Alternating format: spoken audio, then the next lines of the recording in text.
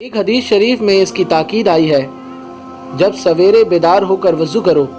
تو 3 مرتبہ ناک میں پانی ڈال کر ضرور جھاڑ لیا کرو۔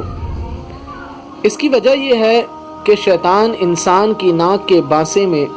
رات گزارتا ہے، اس میں پیشاب اور غلاظت کرتا ہے، اور جب سونے کے بعد انسان اٹھتا ہے